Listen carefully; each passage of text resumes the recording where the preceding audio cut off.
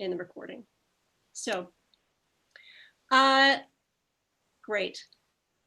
Just a couple of days ago, I saw a piece that was written by Rachel Kleinfeld, who's a senior fellow at the Carnegie Endowment for International Peace. And she writes, in the past 16 weeks, more than 50 drivers have plowed into peaceful protesters all around the country. She's talking about the United States. Armed militants shut down Michigan's legislature. Unidentified law enforcement officers heaved demonstrators into unmarked vans. Security forces in Washington used low-flying helicopters to harass citizens, decrying police brutality. Protesters and police alike have brutalized journalists. Ideologues from left and right have been accused of killing political opponents. Should Americans be worried about widespread violence? Yes. Meanwhile, this afternoon, a different notice arrived in my email, in my inbox, an announcement about a new book on peace studies that has a preface written by Pope Francis, in which he talks about the important role that universities play in building knowledge about how to address war, environmental struggles, the defense of life, and civil and human rights. And he says, it is in fact a matter of going beyond a purely sociological approach. That is to say, Pope Francis is thinking about the work of peace as brain work, but also as body work and as soul work.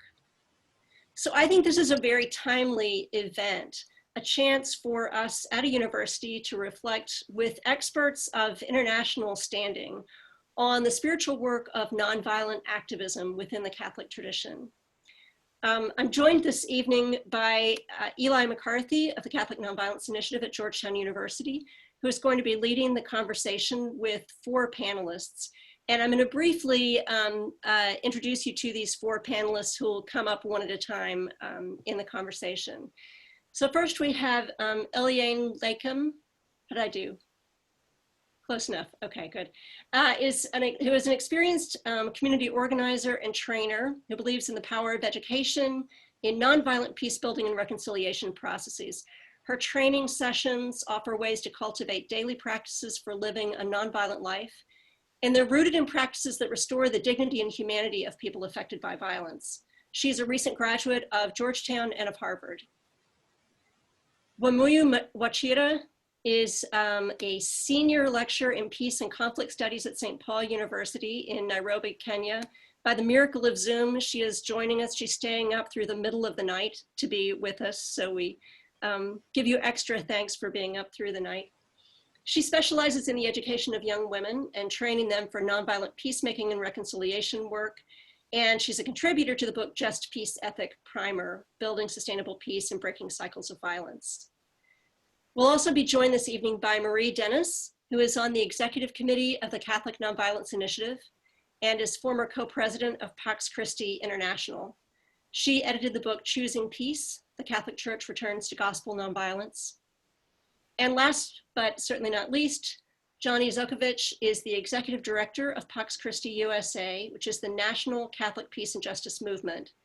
Previously, he lived at and co-directed the Gainesville, Florida Catholic Worker House, and he holds a master's in theology from the University of Notre Dame. So with that said, I'm gonna hand things over to Eli McCarthy, who will get us started in some conversation with these amazing panelists. Good evening, everybody. Wonderful to be with you. Thanks for joining us in this Tuesday evening as the semester is getting rolling, and it's a little bit certainly an unusual semester. So we're going to have a little conversation here with the speakers. We'll go probably back and forth for around 30 minutes or so, and then we'll kind of open it up for different forms of engagement and discussion. So Eliane, if I could start with you, question I'd like to ask is, how has your Catholic faith shaped and inspired your nonviolent activism for racial justice? Gotta unmute. Hi, everybody, and thank you for having me here today. That's a good question. And I think I'm going to break the question in two because it have two important components. The first part is related to my faith and how my faith has shaped my advocacy work for social justice. And then the second part of the question is related to how my faith influenced the way I choose to advocate for racial justice, which in this case is nonviolence. What I would like to say is that the work that I do is grounded in the fundamental spiritual belief that we are all equal and that we are all created at the image of God. And this means that each one of them deserves to be treated with human dignity. So system of oppression like racism that dehumanize others and try to take away their right to human dignity is not something that God wanted, it's not God designed. And because it's not God designed, we as Catholic, we are called to step in because we are all members of the body of Christ, and we're called to step in whenever one of us is being denied their right to human dignity or the respect to their human dignity. We also called to recognize that even though we are different because of our skin color, our equal dignity as people, and as people we're created at the image of God, require us to work harder and to always strive to create fairer condition and humane condition for all of us. And that's what actually inspired my work. That's what inspired me to fight for racial justice. And as it pertains to nonviolence and why I choose nonviolence in my search for racial justice, I would just say because, as I mentioned earlier, violence is very dehumanizing. So responding to violence with violence is failing to respect human dignity. God is love. That's what the church teaches us. And the church also teaches us to love one another and to also love our enemy. So loving our enemy means recognizing their human dignity and creating conditions for them to learn, treating them with compassion, love, and kindness. And that is all what nonviolence is about. And if you look at Jesus' life, Jesus himself was nonviolence. If we look at him on the cross with his wound, he gave his life to save us, and he did it in a very nonviolent way. So his life is a testimony of the power of nonviolence, and is also a call for us to be nonviolent. And Pope Francis has a very powerful quote that I would like to share here. I have a slide that I would like to share with you about Pope Francis' call for nonviolence. Not sure if I can put this slide up. Did you want me to do it, or you got it? Netflix, that would be helpful. Thank you.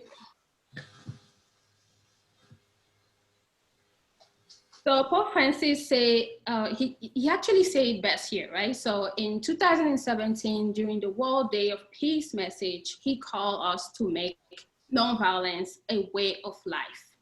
And as you can see, he said he wished peace to every man, woman, and child.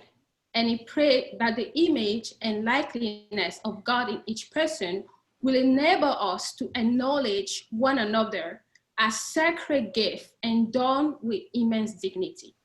He went on to continue to say, especially in situation of conflict, let us respect this, our deepest dignity, and make active nonviolence our way of life.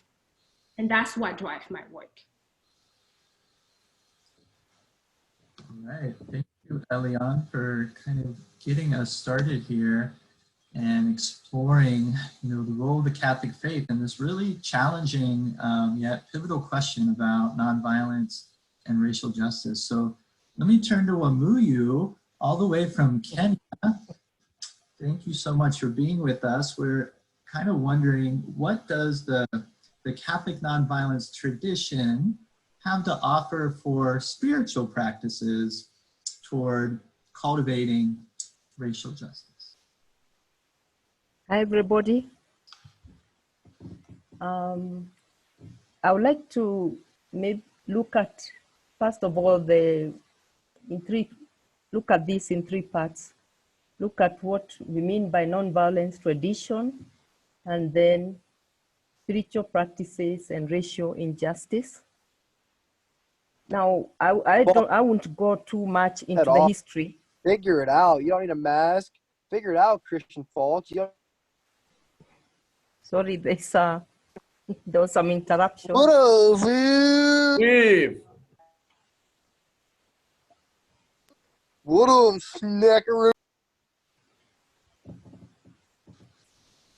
All right, Amelia, welcome. I think we've Sorry. taken care of it. Yeah, there was some interruption, so I don't know if it's my side or. No, go ahead. Okay. Yes, so I was saying that I'm not going to, since I have a very short time, I will not go into the history of the tradition so much. But when you look at the early Christians, a lot of them faced martyrdom, as a way of life. So they chose the way of Jesus. So in the midst of a lot of persecution, they chose the way of Christ, the way of nonviolence. So what does that say for us today? So if we look at what we are looking at in terms of racial injustice, what is that saying to us? What are we being asked to do in this particular context? So the first thing I would like to do is to define what I understand by racial injustice. Racial here, for me, it's about otherness.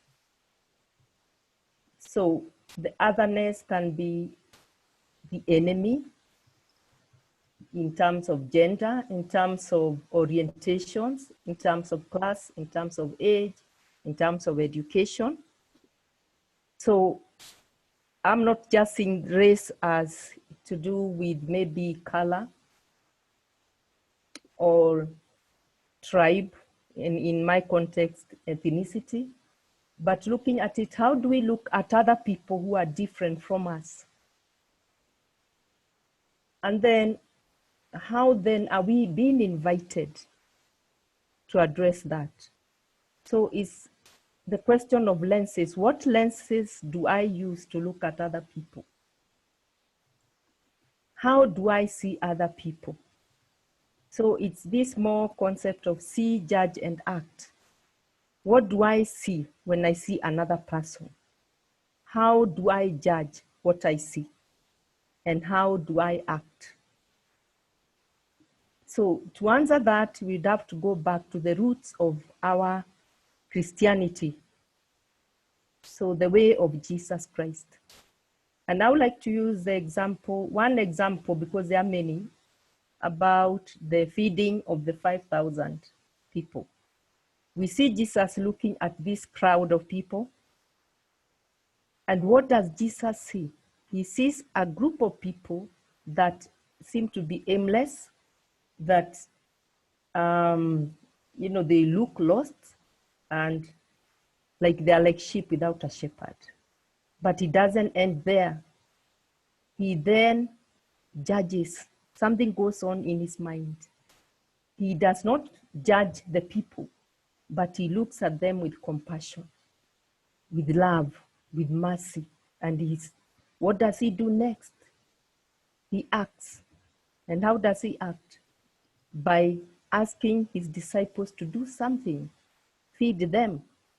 But the disciples react by saying, well, how can we feed all these people? We have nothing.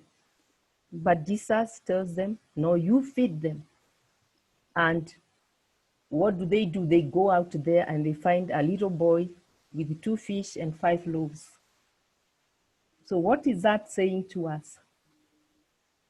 Is that when we now look at the injustices, the racial injustice, how do we look at this? What lenses do we use to look at the injustices, the racial injustice? How do we judge and how do we act? So do we adjust the lenses? Are we blinded? Do we turn a blind eye on what we are seeing? Do we ask questions? Do we involve others in dealing with this? What would Jesus do in this situation? So it calls us for the spiritual practices. It calls us to reflect, to meditate, to examine ourselves, to examine the world, to examine the lenses that we use when we are looking at other people who are different from us. And how do we do this? Not through judgment, but using the resources that we have, sharing those resources as Jesus did. Not also turning a blind eye or burying our heads in the sand and imagining the problem is not there. But we are being called to go out there, act, multiply the 2 fish and the loaves by engaging each other and asking questions, questions that really matter. And in our case, asking ourselves, what is it that threatens us when we see the other person? What is it that we see out there that triggers something in us to act in a certain way? So if we act violently, then we have to question ourselves, why are we acting this way? And for us as Christians, we need to go back and ask ourselves, what would Jesus do in this situation?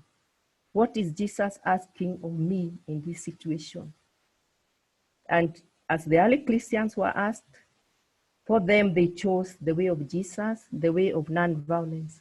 So we too are being called to do that. And of course, it's not as easy as that. It calls for a new way of looking at things and new lenses of looking at situations. And in our case here, the racial injustices. And we have to identify what are those. Just as Jesus identified that these people needed food, we also have to identify what is it in us and what is it that is being threatened in our lives to act in a violent way towards another person who is different from me. I don't know that I have still some time. Thank you, Oluyo. We appreciate some of that reflection on, the spiritual practices that can be relevant to nonviolent activism in the See, Judge, Act, Jesus's parables, such as the feeding of the 5,000, and really the challenge of self-examining and self-examination when we find ourselves in those moments where we're not only feeling threatened, but have this draw to sort of, lash back, to be aggressive back, to be violent back. What is that? What's going on inside of us? What is this about us? What can we learn through that? So, you're based in Kenya, and I'm wondering what you can share from that experience in terms of helping us reflect on the intersectionality of racial justice. How that intersect with some other issues, but particularly how does Catholic nonviolence help us to see these intersections in kind of a deeper way and kind of come up with strategies that can get us to address these intersections, kind of build a more sustainable peace. Thank you, Eli. First of all, I would like to apologize that I didn't send a map which would have helped you to see how Kenya looks like, but I will send later. Now, Kenya is divided into different, what we call counties, and we have very many different communities.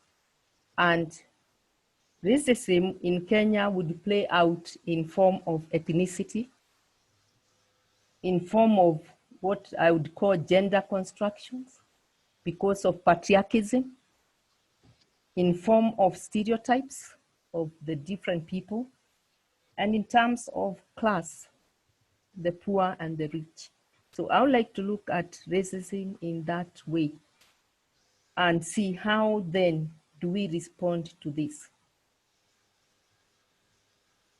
Now, how this racism plays out in the community is through exclusion.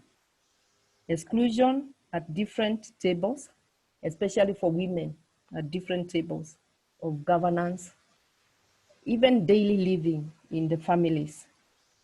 It also plays out in sharing of resources, access to education, medical care, job opportunities. So this is how, for me, racism, and because remember at the beginning I said I'm using the word otherness. You know, when the other becomes kind of the enemy, or becomes the challenge, or becomes the thorn in my flesh. And this is very deep rooted in communities. And that's why maybe if you have read the history of Kenya, you hear a lot of violence, especially around election time, because the different ethnic groups see themselves differently, not as Kenyans. So it's about what can I get for my community, even in the leadership. I want to be in the leadership so that I can get something for my people. What we call here, it's our time to eat, you know. So if the leader goes in, then it's the time for people to eat, that particular community. So, so how are we being invited as Christians, as Catholics in this matter, or Christians of different religions, whether we, you know, we could be Christians, Muslims, Hindus, whatever. What are we being called to do? I believe we are being called to these different values, the virtues of compassion, sharing, communion, that all are welcome at the table of God. And how are they welcome? How do we welcome them, we who are engaging in this type of dialogue? I would see us responding by challenging the systems that create these divisions of ethnic groups, yet we are meant to be all Kenyans. I would see it also challenging of the culture, a culture that sees women as second-class citizens. I would see it also as education. How do we educate ourselves and the new generations to have different values than we have now? Values that we are all created in the image and likeness of God. As Eliane said when she was sharing, you know, we are all one humanity, and God is our mother and our father.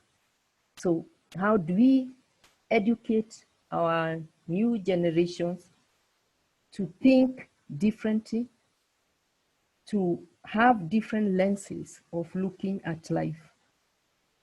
And then, of course, the gospel of nonviolence is a new way of looking at all of us and the environment as well. It's not just about human beings, but how we relate with the environment. Because there's a lot of, in Kenya, we have capitalistic society. So there's a lot of consumerism, people kind of amassing wealth at the expense of other people. You see the gap between the rich and the poor. We have maybe 10% of Kenyans are rich, and you can imagine 90% are in need. So we are being challenged then to respond to this form of racial injustice. As I've said, in Kenya, it would play mainly as ethnicity. And it's quite deep because even in leadership, that plays out a lot, that some leaders cannot be chosen because of the communities they come from. So it's a very serious issue, but I believe those of us who embrace the values of Jesus Christ can actually work towards eliminating, even if not maybe eliminating, but can work towards changing this type of culture to another culture of nonviolence. Great. Thank you, Wamuyu. I really appreciate your insights and reflections. So let's turn back to Elion, I mean, Muyu is kind of laying out how Catholic nonviolence helps us see these intersections with racial justice, right? Gender, class, educational system. So we start to identify structural violence and we start to identify cultural violence in a lot clearer way. So then we can kind of come up with strategies to transform those different dimensions of relational, structural, cultural. But, you know, as a relatively recent grad from Georgetown and Harvard more recently, you know, what are some of your recommendations for present college students in terms of how they might grow in Catholic nonviolence, particularly for racial justice? I will first say that we all have a part to play. We all have a part to play to make the world a better place. We all have a part to play as Catholic. So I'll ask everybody to educate themselves. So educate yourself in and out of the classroom. There are some lessons from the classroom that you can use out of the classroom, but sometimes you have to get out of your comfort zone. You have to meet people where they are. You also need to know that we cannot create a racially just society without confronting our past, with racism and discriminatory practices against people who are different. So that is something that is so important. That's where the work actually starts. And confronting our past requires us to recognize that there are other social justice issues that are the byproduct of racism. So homelessness, for example, African American are overrepresented in the American homeless service system, right? And that is due to discriminatory practices like redlining in the past, segregations like housing segregation, mass incarceration. We all know that those who have a criminal record have trouble finding housing and even applying for housing. So those are things that we need to start looking, and being nonviolent doesn't always mean being on the street protesting, right? There are other things that you can do as a person to kind of address those systemic issues that are impacting others. And you also need to know that this is going to be very uncomfortable. And it's okay, right? Not all of us are equipped to fight for racial justice. Some people, this will be the first time that we started, and that's good, that's okay. That's okay not to know, and that's good to learn. Jesus taught us that if we want to become his follower, we have to deny ourselves. And that's an invitation. What do you want? It's not about what you think you want for yourself. It's about what you think you can offer to the world as a child of God. We also need to acknowledge our privilege. So I really encourage you to acknowledge your privilege at any level, but also reassess the way you use your privilege. How are you using your privilege? Are you using your privilege to oppress others, or are you using your privilege to advance racial justice? So the most important thing I will share here is that violence is never the answer. Violence never wins. Non-violence is the answer, and non-violence, compassion, and kindness is the way to go about fighting for racial justice. Right, thank you, Elion. Inspiring, we appreciate those insights. And we look forward to the insights from the other college students on the call too, as we kind of move towards our broader discussion. But we have two other panelists. Marie Dennis has joined us. Marie has been involved in a broader global movement around these themes. It's called the Catholic Nonviolence Initiative, which is a project of Pax Christi International. So Marie, I wonder if you could share a little bit about how the Catholic Nonviolence Initiative, kind of what it is and how it's been engaging with the Vatican and some other things that are relevant to this. Sure, I'd be glad to. It's nice to be with you all tonight. Excuse me. Over the past 5 years, as Eli mentioned, Pax Christi has been involved in a very interesting dialogue with the Catholic Church, both in the Vatican and around the world in different ways about the importance of nonviolence as a cross-cutting approach to promoting just peace and as a gospel-based ethic that should be central to Catholic teaching on war and peace. I'm going to see if I can figure out how to share my screen and just show you a few slides. So bear with me.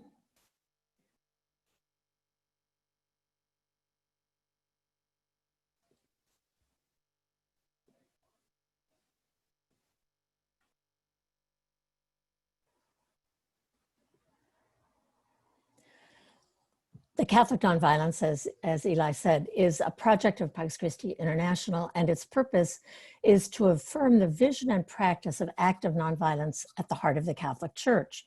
We began with a question, in fact, with several questions. As we look around the world and see that so often serious threats, conflict that is becoming violence or violence is responded to with more violence. So we began to ask, what if 1.3 billion Catholics worldwide had a full understanding of the power and effectiveness of active nonviolence and the connection of nonviolence to the heart of the gospel? What if we all knew how to apply nonviolent tools to diffuse conflict before it became violent? What if the Catholic Church, a very large entity, committed its institutions, its channels of communication and diplomacy, its vast spiritual, intellectual, and financial resources to develop a new moral framework and language for discerning ways to prevent atrocities, to protect people, and to protect the planet? Early in our process, about 5 years ago now, we co-sponsored with the Vatican a conference in April of 2016 to just begin the conversation. And then we had a second conference in April of 2019. At both of those, people came from around the world, grassroots peace practitioners, people who were living in very difficult, violent situations, theologians, members of the hierarchy, representatives of Catholic organizations, many of which co-sponsored the event with us. The purpose of our, especially the first conference, was to listen to people from war zones, for example, in Afghanistan and Iraq, Colombia, the southern Philippines, Guatemala, El Salvador, that had lived with so much violence, and on, to ask them whether nonviolence was even a possibility, or if it was just naive in their context. It was a fascinating opportunity to hear people from around the world speak eloquently about how important it is for us to learn how to use the tools of nonviolence. So from that first conference, the Catholic Nonviolence Initiative was started as a project of Pax Christi International. And the first question that we started to ask and are still asking is, what is nonviolence? What does nonviolence look like? Eliane said very clearly, and she's absolutely right, that nonviolence is not only being out in the streets, it's not only crossing a line or tying yourself to a fence, but it's a spectrum of actions and ways of being that infuse your whole life, spirituality, lifestyle, way of life, but it is also a set of very effective tools that can enable people to learn how to defuse difficult situations, how to interrupt violence, how to stop violence, how to prevent violence. So everything from trauma healing to diplomacy, from restorative justice practices to civil resistance and so on. Many, many different examples.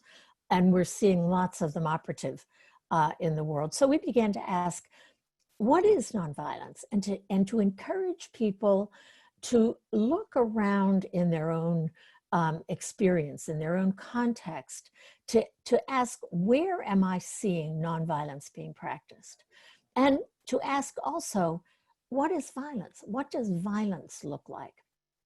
We wrote an appeal to the Catholic Church to recommit to the centrality of gospel nonviolence, literally asking the Church the Vatican in Rome to move away from what has been a long-standing tradition of using the just war tradition as a framework for evaluating action in response to violence or response to all kinds of situations, and to devote itself and its institutions to learning about what nonviolence might look like and how to apply it.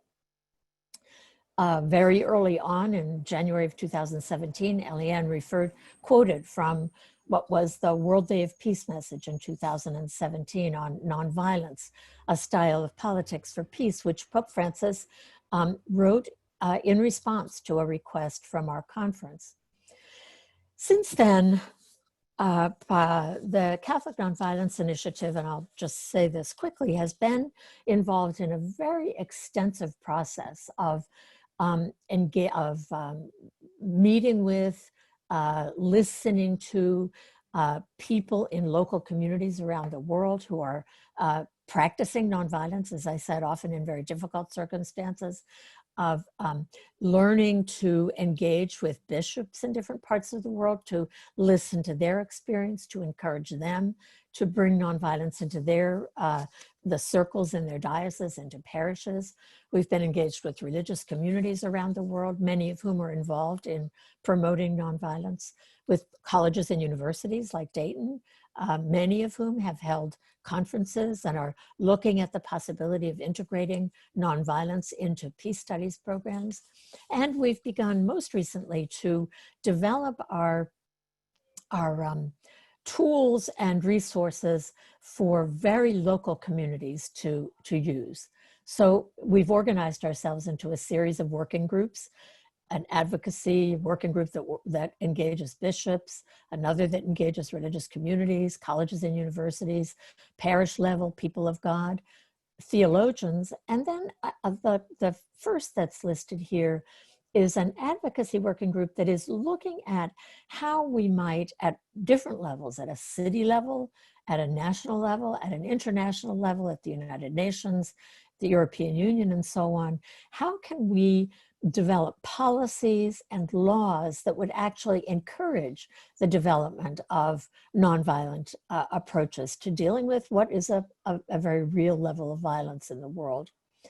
We can say a little bit more if you're interested in terms of how you might become involved, but one example would be to go to our website, which is at www.nonviolencejustpeace.net or www.paxchristi.net or paxchristiusa.org, and to look for the appeal to Pope Francis, the path of nonviolence toward a Laudato Si future, where we are inviting people to sign a message to Pope Francis that would lift up the reality that many of the tremendous challenges that we're facing in the world, including climate change, that is the centerpiece of the Laudato Si encyclical, that without nonviolence, we will never be able to become a world that cares for the environment as Laudato Si calls us to do. I'm going to stop there, and perhaps we can, if there's another question, or we can continue the conversation if you're interested. Great, thank you, Marie. That's a really helpful introduction to pretty amazing journey over the past 4+ years with a global community trying to really deepen the Catholic Church's understanding and commitment to nonviolence. So thank you for all your work with that, and Wamuyu as well, who's been really involved in that. So Marie gave us a few ideas of ways you could get involved with the Catholic Nonviolence Initiative. There's also a US group that meets that is trying to kind of actualize this around the United States. So there's a more local way to get involved as well as a number of action steps at universities that can happen, such as creating peace studies programs and trainings and so forth. So we can talk more about that later, but let me, for our last speaker here, panelist, Johnny Zoevich, who is with Pax Christi USA. Thank you for joining us. My pleasure. Your organization has a pretty amazing initiative in terms of an anti-racism lens. So I'm curious if you could tell us a little bit about why you see an anti-racism lens as important for Pax Christi USA, and what have you learned and then how can folks get involved with your work? Thanks, Eli. It's good to be with everybody tonight. Maybe before I answer Eli's questions, I just want to kind of make a couple acknowledgments here. First, I just want to say that I come to you today as a white man, and I want to acknowledge that my views and my experiences, they've all been shaped by that privilege which is accorded to me because of my skin color. I'm also joining you today from my home in St. Louis. It's a land that was once home to indigenous people like the Cahokia and the Osage and the tribes of the Illini Federation before they were dispossessed of this land by the French, the Spanish, and the English. And my home city of St. Louis, it's a place that intimately bears the scars and the legacy of racism and colonization. Once this land was a refuge to escaped African slaves who paddled up the Mississippi River and they settled here. For generations, this city has been ground zero for the competing histories of racism and resistance to racism. So in St. Louis, race and racism aren't subtext, they're text. And this city's struggle is done in plain sight and it's done out loud, which is also the case for our country right now, especially over these past few months since May and the murder of George Floyd. So I just think it's important for me to name that as my perspective, to own my own racism, to acknowledge how much work I have to do as a white person. And for me, this begins by cultivating a deep sense of humility, a recognition of all that I don't know, of all that I don't understand, and a real willingness to be able to listen to and to learn from the Jesus who identifies himself as one of the hungry, as one of the sick, the prisoner, the oppressed, as one of the ones who are being crucified. And I think all of us on this call can agree that it's that Jesus who is speaking to all of us today in our siblings of color, within the Black Lives Matter movement, and they're speaking to our church and to our world. So Eli asked me, why is it important for an organization like Pax Christi USA to see its work through the lens of anti-racism?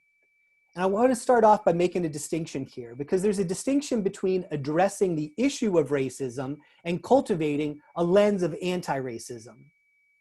Cultivating a lens of anti-racism means judging and evaluating the work that you do across a variety of issues, or all of your issues. Pax Christi USA worked on racism and racial justice for years before we made a commitment to becoming an anti-racist organization. And that's a legitimate paradox that exists in a lot of organizations, especially traditional white organizations within the peace and justice movement. An organization can work on racial justice and still act out of white supremacy, still act out of white privilege, unaware of how the organization and its systems and policies and procedures, how they all continue to perpetuate racism. For Pax Christi USA, this came to a head for us in the 90s, and we created a program called Brothers and Sisters All, a 20-year initiative to transform Pax Christi USA into an authentically anti-racist Catholic peace and justice movement. So, why is it important for us to do our work from an anti-racist perspective? We start with the simple conviction that personal and systemic racism continues to perpetrate deep spiritual and social brokenness, and it endangers all of creation. Racism endangers and disfigures all of us. If we're going to be authentic to who we are called to be as the church, as an organization like Pax Christi USA that identifies as Catholic, that identifies as an organization of peace within the world, if we're going to identify or to be authentic in terms of our individual witness as the body of Christ in the world, then we have to be accountable for the racism and privilege that shaped and influenced us from the very beginning of our existence. Like a lot of organizations that promote ideals and values like peace and equality and justice, the systemic racism that is in the DNA of our country, founded on white privilege and to serve white supremacy, also infects every institution that's been created in that context. And for us at Pax Christi USA, that included us. It included our organization. So in the 90s, we made this commitment to establish strong, caring, honest relationships, both at a personal level, but also at an institutional level, across racial lines.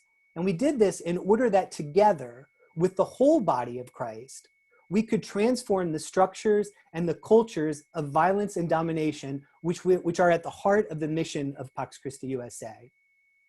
Now, to accomplish this transformation, Pax Christi USA had to be committed to transforming its own organizational structures, our policies, our practices, our forms of decision-making, and to include the participation of, but also accountability to, our communities of color that make up part of who we are as the body of Christ in the world, who we are as Pax Christi USA. So it's really simple why anti-racism is important. Racism inflicts violence on people of color because violence anywhere is injustice everywhere. And because injustice is a sin against humanity and against the God who creates, redeems, and sanctifies us. It's contrary to who we are called to be. And so if Pax Christi USA wants to authentically speak and witness as the body of Christ in the world today, then we need to be able to dismantle the racism that exists within our own organization and turn our organization into a place that is in solidarity with communities of color and is shaped and formed by the experiences, particularly of Catholic people of color. So that's why it's important. It's not important just to talk about racism or racial justice and to look out there. It's important, anti-racism is important because it calls us to accountability in here, who we are as individuals, who we are as organizations. Great. Thank you, Johnny. Appreciate you really diving into a rich history there of commitments and trying to work through a lot of really challenging pieces. As the way to kind of wrap up and then move into our discussion, is there anything you want to say about, one or two things that you've really learned as an organization, and then like how can students get involved in your work? Yeah, thanks, Eli. It's a good question. So I guess a couple things. One, and I kind of alluded to this in what I just said, is that anti-racism really begins with rigorous self-examination. It's not so much, it doesn't start with what is out there as much as it starts with what is in here. So for Pax Christi USA and for myself individually, like what I learned is that means re-examining my history, our missions, our structures, our relationships, our business dealings, our partnerships, the ways that we worked with one another, to see how we can dismantle the white supremacy that underlies a lot of that. And we can start to exist and operate in a way that's authentic to who we want to be as an anti-racist organization. It means really reconstituting what Pax Christi USA is in the world. It means to do that from the perspective of a common anti-racist analysis that can help us facilitate steps towards an anti-racist identity. Now, I think you mentioned in my bio that I was a Catholic worker for 15 years. And while at the Catholic worker, I lived and I worked alongside a lot of people who suffered from addiction. And one of the fellows who I got to know really well at the first Catholic worker community that I was a part of was this old time, he called himself this. He said he was an old time alcoholic and his name was Gary. And Gary used to tell me that for guys that wanted to get off of drugs or they wanted to get off of alcohols, that was just the start of their recovery, that wanting to, and that they needed to realize that they didn't become an alcoholic overnight or an addict overnight, and it wasn't going to magically go away overnight. It was going to be the long haul. Like every organization in our country, Pax Christi USA, this applies to Pax Christi USA in terms of racism. It's not something that we just turn around with on a dime. We just don't make that decision today and suddenly we become anti-racist. What I've learned is that we're not exempt or immune to being shaped by that white supremacy that's been rightly called our nation's sin. We made the commitment to start to do this work over 20 years ago, but it's truly generational work. It's not work that happens in a week or a month or a year. It's generational. We've got a 500-year legacy to overcome. And even now, a generation after making the commitment as an organization, the journey's really just begun for us. The steps we've taken are baby steps, but there's moments like along the way that kind of test, what is it that we've learned? What is it that we've experienced over these last 20 years? And for me, the death of George Floyd and today's Black Lives Matter movement, that was one such moment. It was a moment that gave the white people in Pax Christi USA a chance to demonstrate that we've learned a thing or two over these last 2 decades of trying to cultivate an anti-racist identity. That we've learned what it means to be accountable, especially to those communities within our own church, and how to stand alongside them, how to be allies, how to educate and challenge other white people in the Catholic Church. That this is all part of like what we're called to. So in Pax Christi USA, we've been trying to do that work in a variety of ways. We've been trying to act in solidarity and provide resources for prayer, study, and action that meet at that intersection between Black Lives Matter and our experience of faith as Catholics, as Christians in the world. We've got a young adult cohort that organizes with campuses and young adults and students around the nation who look at these issues and ask, how do we put this into action in the communities that we're part of? How do we take our lead if we are white? How do we take our lead from communities of color where we're at? And if we're people of color, how do we stand up and we claim this movement as our own? So, things that I would encourage people on this call to do is to reach out to us. We're interested in trying to help start communities on Pax Christi, on campuses that want to be involved with Pax Christi, that want to ask the hard questions of what it means to follow Jesus in the world, what it means to follow Jesus in terms of what's going on in our country, in terms of racial justice and the racial reckoning and Black Lives Matter. And especially who are we called to be in this period of an election? We have a president who has made inflaming racism a central strategy of his campaign. So for Catholics, for Christians, for people of faith and conscience, how are we going to put the call for racial justice, for racial equity at the heart of this national conversation that we're having? I look around and I see all these folks, these young people on here, and I'm older, I'm a 50-year-old man, 50 plus, to be honest. But it's your generation that can own this moment. You can make this moment in our history the time when the scales have tipped, where Black lives finally matter as much as they should have all along. That's what's at stake right now. And I'm excited about that. I'm excited for who we are as Pax Christi. I'm excited for who you are as a young generation of people embracing this moment. And I just think that this is a moment to really seize. Great. Thank you, Johnny. Really appreciate those insights and the passion. I mean, there's certainly a big opportunity here, and I think that's why there's almost 200 people on this call. Pretty incredible.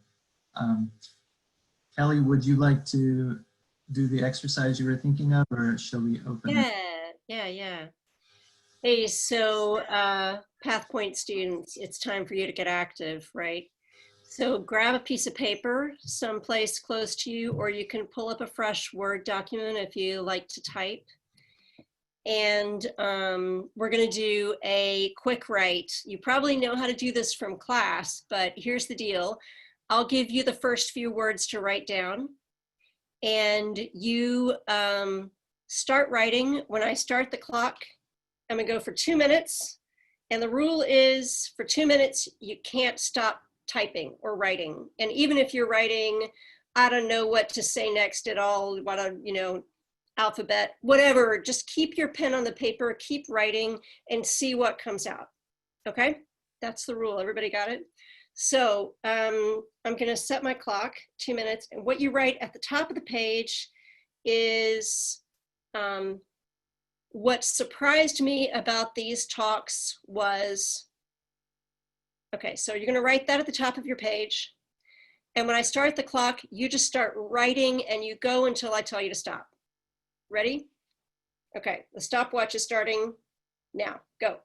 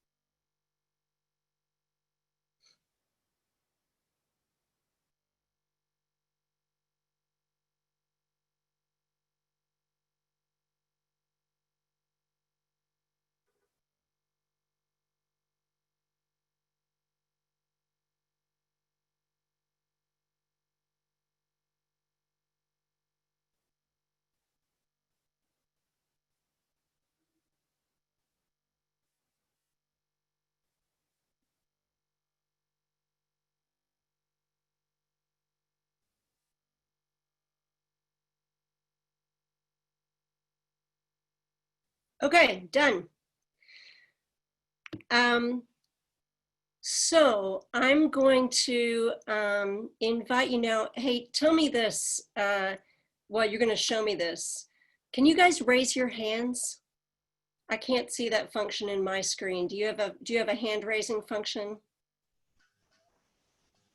Oh, brilliant. Apparently, yes. So that's good.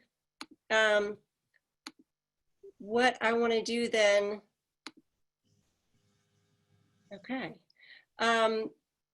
Did you raise your hand just because I asked you to, or did you raise your hand because you wanted to say something? Because what I wanted to say was, now that you spent 2 minutes writing about what surprised you about this, I'd love to hear from people who want to say something about what surprised them or what questions they have now that they spent a couple of minutes trying to write out a response to this. Okay, so I see some hands up there. I'm gonna unmute Andrea, are you there?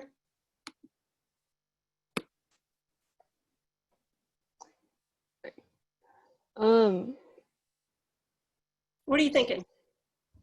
Right now, like, I thought that like this sounded a lot like what my philosophy teacher has been teaching about, and just I'd like this entire experience as like what's been happening is just like I feel like it's now finally starting to like come out of the shadows, because I feel like even like in high school no one really talked about it, or even like no one like really learned us or like taught us like that Blacks and people of color have been like discriminated for this long, because I feel like a lot of our material was focused more on Western, and it was very Westernized, and how like it wasn't really taught about like how like African culture and Asian culture. And I think here at college, especially at UD, I can definitely tell like they're trying to definitely branch out and teach us different aspects of different cultures, and just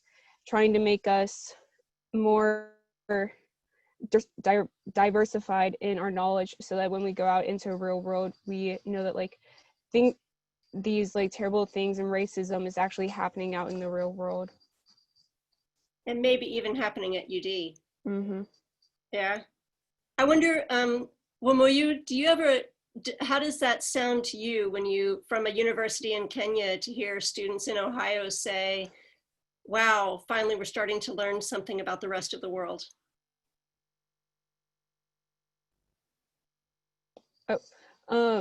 I think. Oh, I'm sorry, Andrea, hang on. I think Wamuyu was going to respond. Yeah. Okay.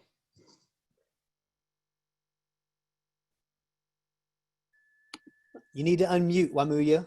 Yes. There we are. Thank you, Johnny. Yes, I am actually touched by that, because, you know, we are becoming a global world. So it is good. And I hope we can have more interactions. And Karibu Kenya. That means welcome to Kenya and learn more. And also I've learned a lot myself, because I've traveled and I've learned a lot, and it has kind of given me a wider view of the world. So thank you, Andrea, for that.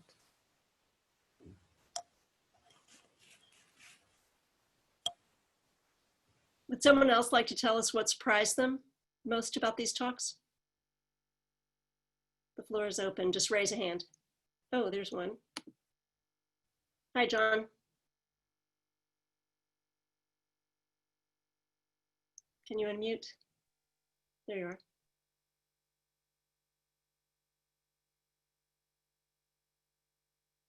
Hey, John.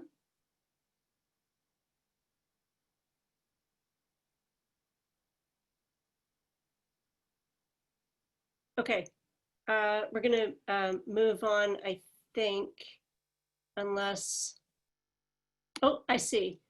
Okay, his mic's not working, so. Who's got another question?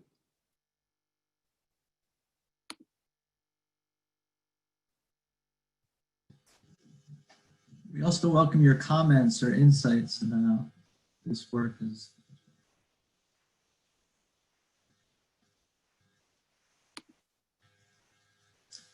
Looks like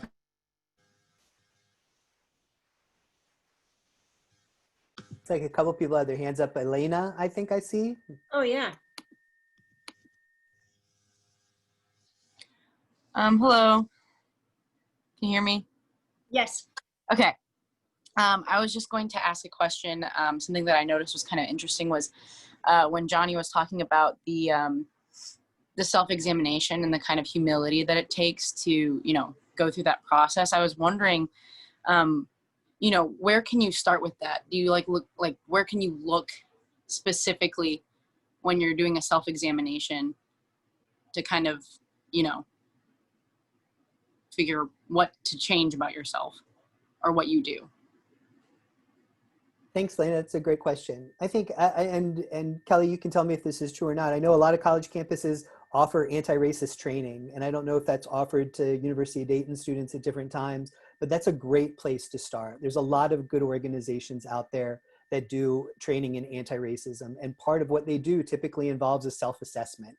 And, you know, it's learning, you know, sort of where you fit in, both into, it's not just the history of racism, it's also the history of resistance to racism. And you can locate yourself and your family and your history and the people that you belong to all along that sort of history of, you know, people that have benefited from racism, people who have resisted racism. What is part of your story? So it's sort of unpacking your story of, you know, what it is, you know, what's the experience of my family? You know, what's the experience of my grandparents? Where did that start? You know, or do we have examples within our own histories of people who have stood up to racism? Do we have examples in our own histories of people that have been oppressed, you know, because of racism? So I think like doing those types of self-assessments within anti-racism trainings, and you can find them online too, just, you know, Google different places and stuff. But I think doing a good anti-racism training with a group of people is a nice way to sort of start that process of self-assessment. Thanks, Elena. Good question. And Elena, I have a comment in the chat that you should be sure to check out the Creating Inclusive Community course. That might be a good place to start.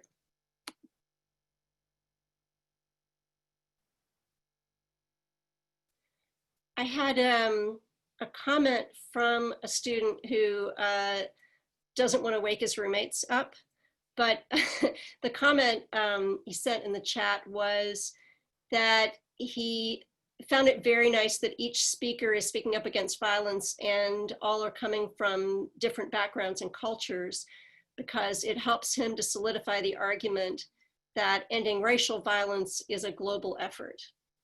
I don't know if you guys would want to speak to that. Maybe Eliane, do you have a reaction to that comment? I feel like that's very touching, and I'm very flattered to hear that.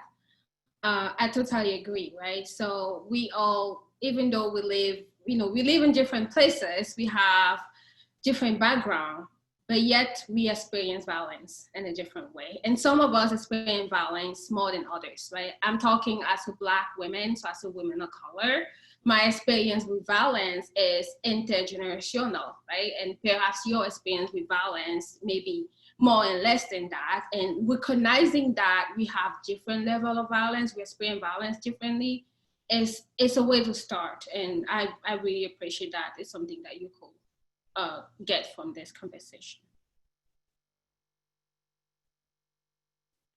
Marie, please.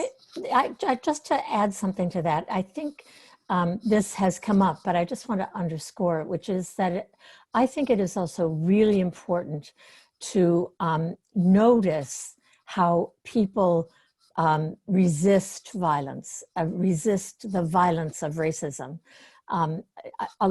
We don't very often hear racism described as violence, because we have a tendency to think of violence as direct violence, physical violence.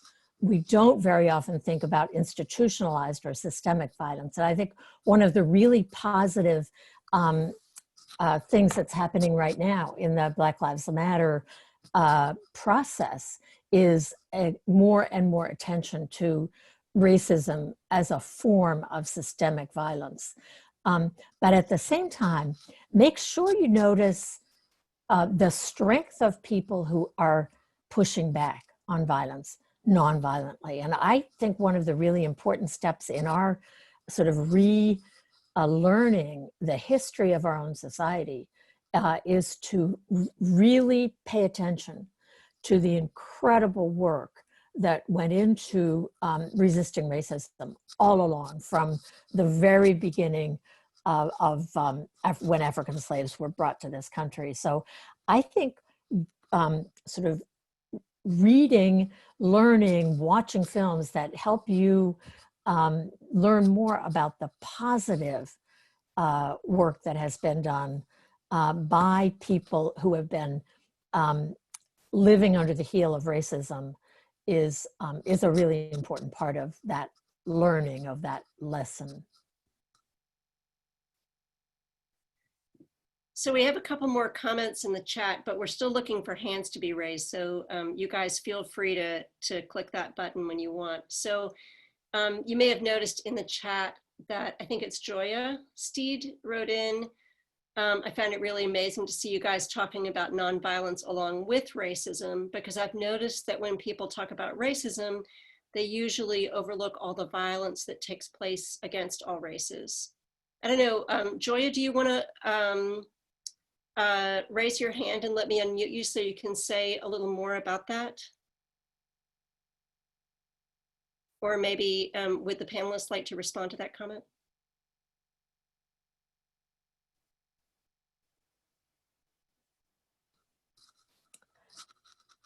I totally agree. I mean, I think that is often overlooked, and if violence is what harms another person or the earth, or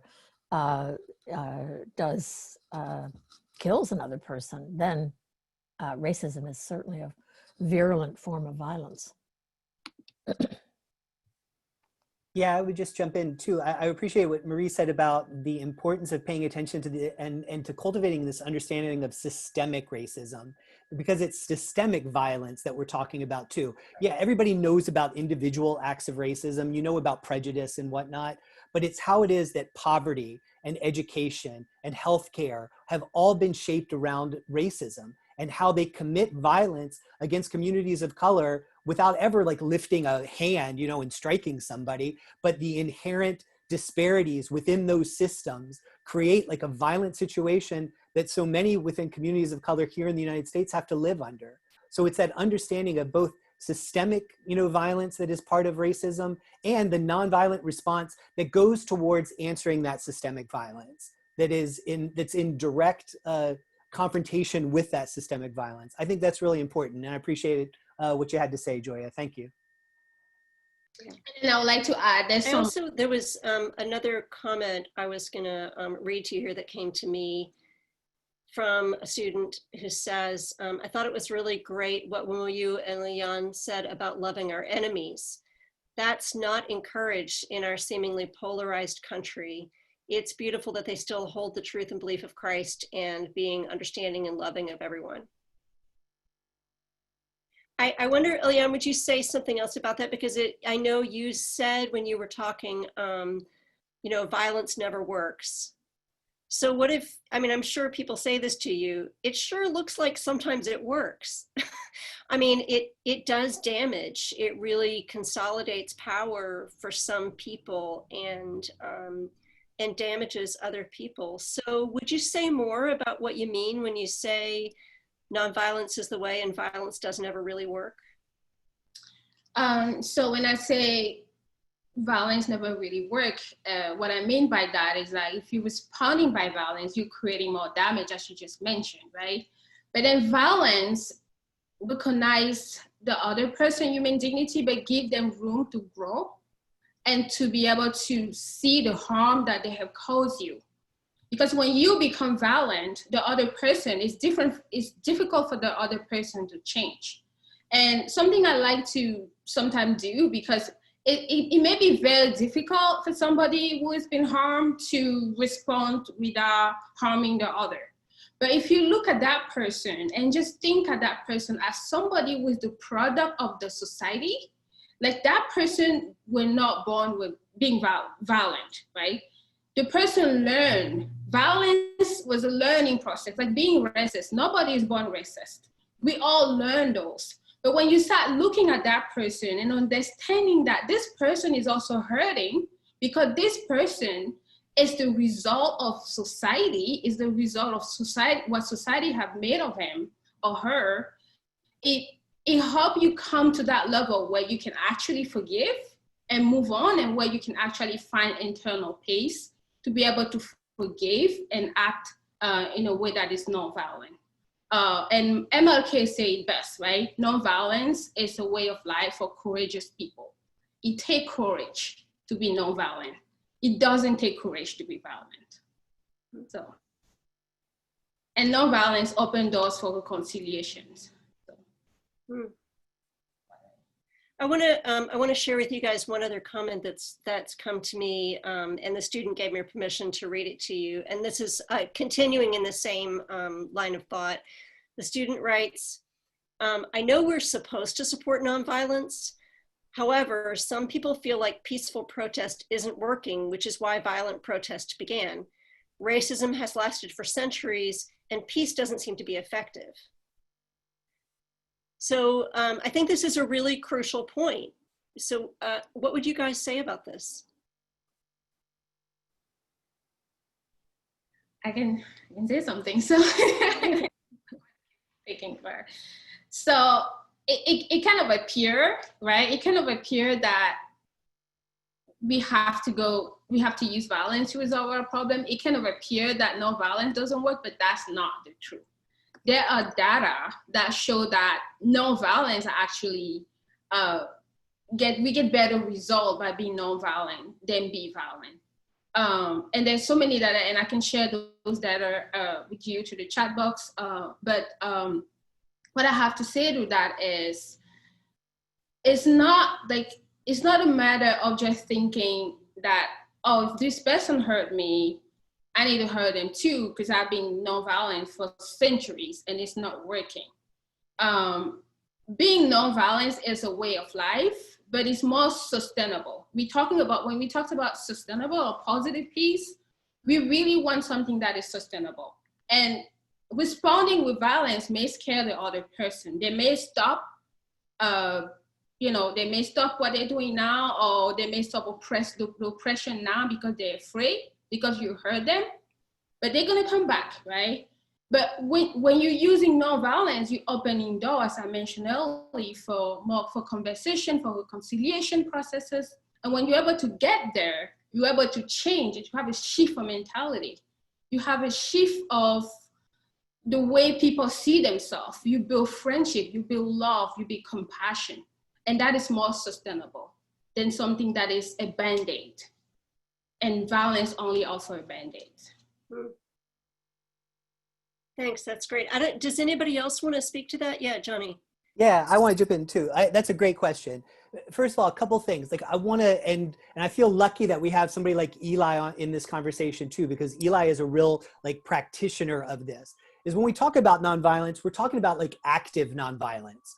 We're talking about that kind of nonviolence that's not sort of pacifism and passive and just kind of letting people walk all over you and stuff, but the kind of nonviolence that Martin Luther King talked about when he talked about how it takes those tensions that are inherent in the world in which we live and it brings them out into the open. Instead of those tensions being underneath, some layer where we can't see them or we only deal with them in subtext, it brings those tensions out where they can be, shown in the light of the day, where they can be addressed, out in the open among a lot of people. So it's this kind of active nonviolence, not this sort of namby-pamby, let's every peace and joy and happiness and stuff. But it's this nonviolence that is pushy, this nonviolence that is trying to bring those tensions out and get them addressed.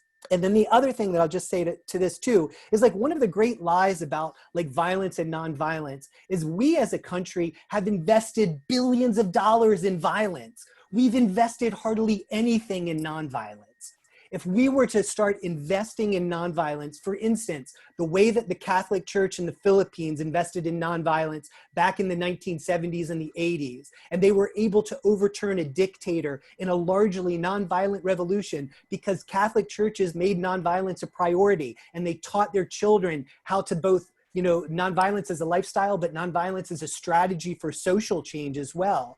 That if we invested in it, like what Marie is doing with the Catholic Nonviolence Initiative, if we got the Catholic Church to train every Catholic in the art and practice of nonviolence as a way of creating social change, that's a whole nother kind of force. Like, you know, the language from I forget the guy's names, the force more powerful. It's, you know, it's that kind of nonviolence that we're talking about, not this sort of weak nonviolence that just kind of lets things be, but nonviolence that wants to confront, that wants to be out there, that wants to push. Maybe Yeah. just to add a word to that, I think it is probably important to recognize that nonviolence in the short term doesn't always work perfectly, but because it takes it's a long-term commitment. It takes practice. It takes strategic thinking, but it is almost always more successful than violent approaches. And in the long term, it certainly is. Thank you. I was going to mention also, students, if you haven't heard of the work of Rebecca Chenoweth, who is a scholar of nonviolent movements and has done really impressive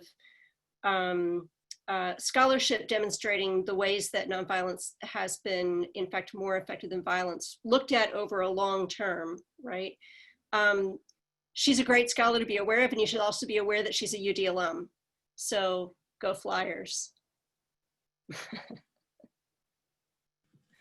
And Kelly, just the stats on her research, you know, they found over the last 300 years, or last 100 plus years, looking at 300 plus nonviolent and violent movements, that nonviolence was twice as effective at achieving its political objectives.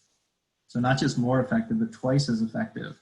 And the more important point, I think, is that they found that nonviolence was 10 times more likely than violence to lead to durable democracies. In other words, it creates these habits and these practices and these structures of interacting that build that sustainability that Marie and Eliane were talking about. That's great. I see. We once we get started, all kinds of things are happening. I think we have time enough for this one more question. And a student has written to me asking to the panelists, what historical figure do you believe best represents nonviolence? If you had to pick one, who would you go with?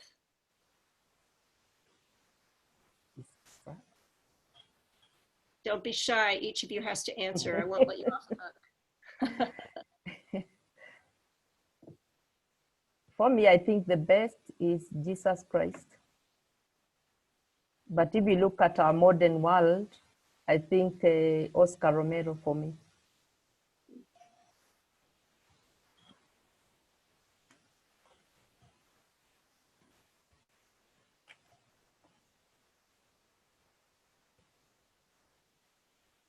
Marie? I think there are a number who are quite amazing. Gandhi probably did the most to probe the strategy of nonviolence as a way to both build a movement and then implement under very difficult circumstances. So I think a lot of other people have learned from Gandhi. So besides Jesus, I'll name Gandhi. Okay. Eliane, got a quick one? I think they're all taken. So I will name Jesus, Gandhi, and MLK. Okay. I'll throw out a name that maybe might not resonate with folks, and some people might not even consider him a nonviolent hero. But for me, Dietrich Bonhoeffer is a really interesting character. And it's because he took so seriously the question of active responsibility in the world and what that meant. And he was somebody who was drawn to nonviolence and drawn to Gandhi and believed that nonviolence was in line with what it meant to follow Jesus. And yet he was also somebody who ultimately participated in a plot to assassinate Hitler.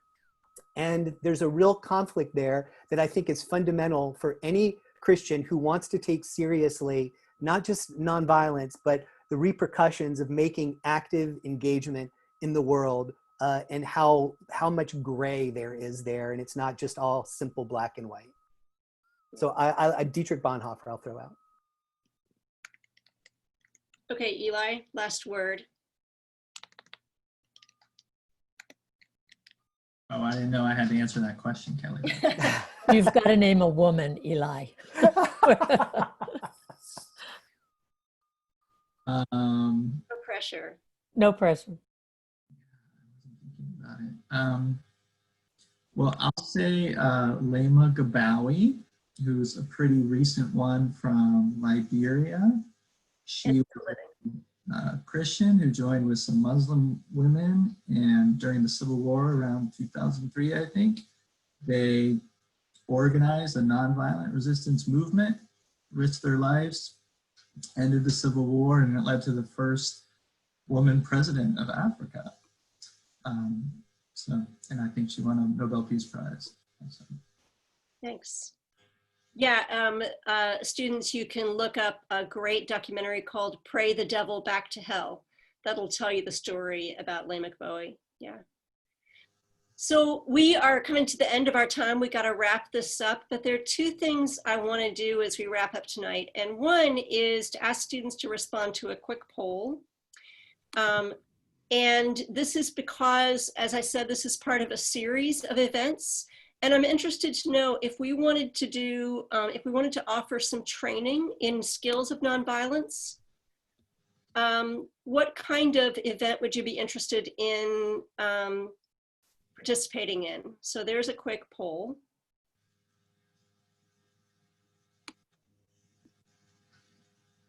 And Eliana is also suggesting that you guys might want to look up The New Jim Crow as another book that would help you think about structural violence and nonviolence in the US.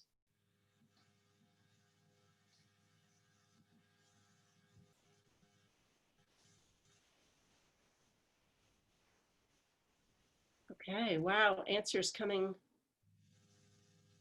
right in. Looks good. Okay, I will be talking with our partners here and working up more events related to nonviolence. And so we'll be looking at the kind of responses you guys give. That will help us figure out what to do next. I've got,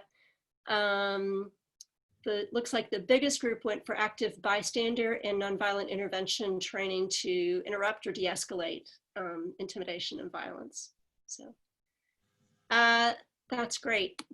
The second thing I wanted to do, and this is part of your Path Points, hello students out there doing Path Points thing. In the chat, I'd like everybody who's, all of the students who've joined us tonight to give us one sentence, and it can be a question or it can be a statement. One sentence in which you say something about how your own thinking about nonviolence as a practice has changed over the course of this evening. One thing about how you're thinking about nonviolence as a practice, maybe as a personal practice for you, as a social practice, as a practice other people use. One sentence about how that has changed over the course of this evening. And it counts if it's a question.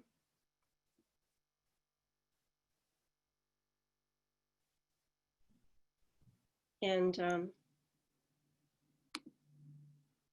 I'm very eager to see what kinds of answers we'll get. So this is, while those are coming in, I wanted to say what a pleasure this has been and how grateful we are to this amazing panel of speakers. Students, you have no idea how impressive a panel this is. And I'm amazed and delighted at the time that you guys have given to help get this conversation rolling in a richer way at UD, and especially to make these deep connections to structural violence and the importance of nonviolence as a way to be responding to racial injustice. So we especially thank Wamuyu. Go to bed, get good rest. We hope you have a good day tomorrow, in spite of the fact that you stayed up through the middle of the night to be with us. It was a pleasure. Oh, it was all ours. We hope to see you back here soon. Someday, maybe we'll see you in the flesh. Yes, you're welcome. Very wonderful. And Marie, Johnny, Eliane, wonderful to have your expertise. And Eli, thank you so much for the role, the important role you've played in helping to put these things together. Thanks. Can I just make one quick announcement? Yes, please do. So I put in the chat box that the Catholic Nonviolence Initiative has created these Catholic Nonviolent Days of Action. So it's sort of a set from September 21st through October 4th. So you got the International Day of Peace through Gandhi's birthday. So there's a bunch of ways you can participate in that. You can generate some things at UD or other places, but the link's there. That's great. And we'll also, the earlier event in this series is up on the Father Farie Chair website.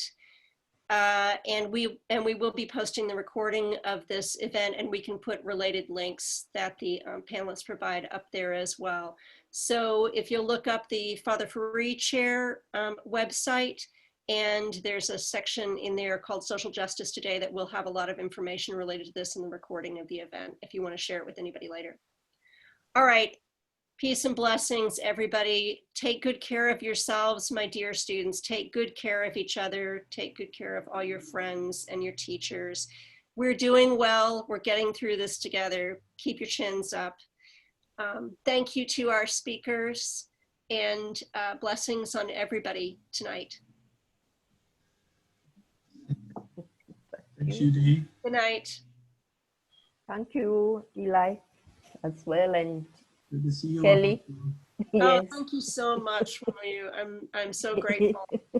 Yeah, you are most welcome, and you are welcome to Kenya. And I'm happy to see Johnny as well, and Marie.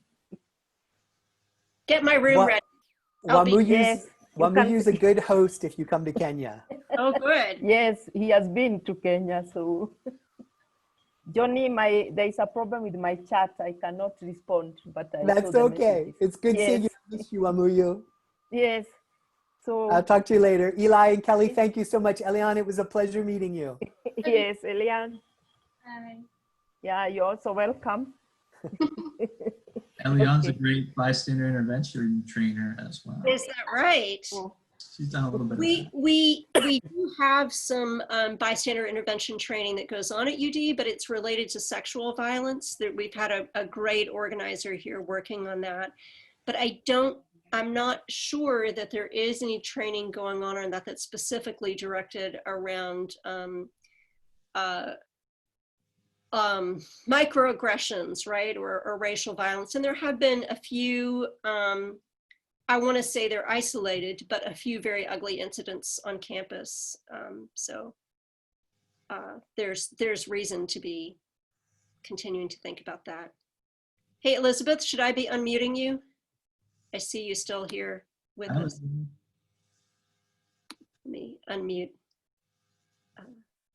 Elizabeth is one of our faculty members. Oh, thanks for joining us. Okay. Lovely. I'm going to remove the two students since they're not here. That's okay with everyone. So we need to note who they are. Well, we have. I wrote them down already. Okay.